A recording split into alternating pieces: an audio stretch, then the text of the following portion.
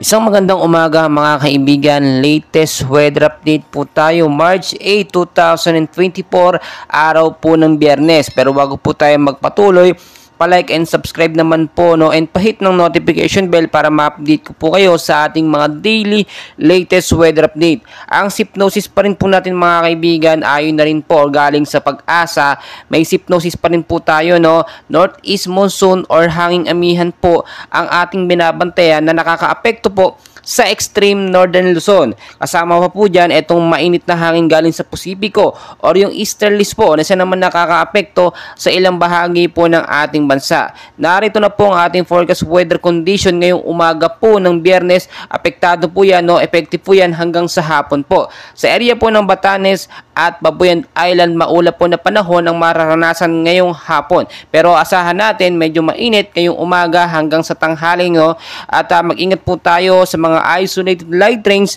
or heavy rainfalls pagdating sa gabi, dulot po yan ng northeast monsoon. And ayon sa Pag-asa, wala naman po itong significant impact, no? Pero ugaliin na lamang po natin magdala ng payong jacket kapote kung tayo po lalabas ng ating mga bahay. Especially po yung mga uuwi galing po sa kanilang mga trabaho.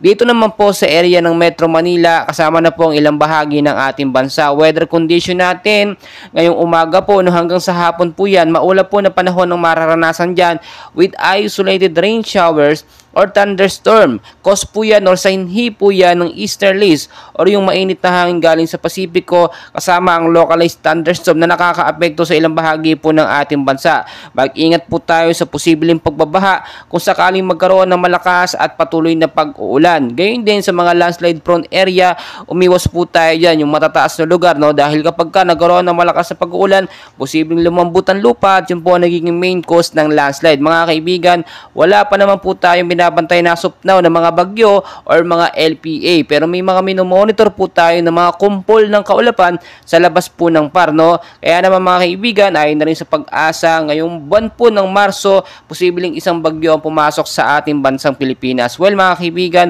patuloy ko po kayong i-update in place. Huwag na huwag kakalimutan mag-like and subscribe for more weather updates. Maraming salamat.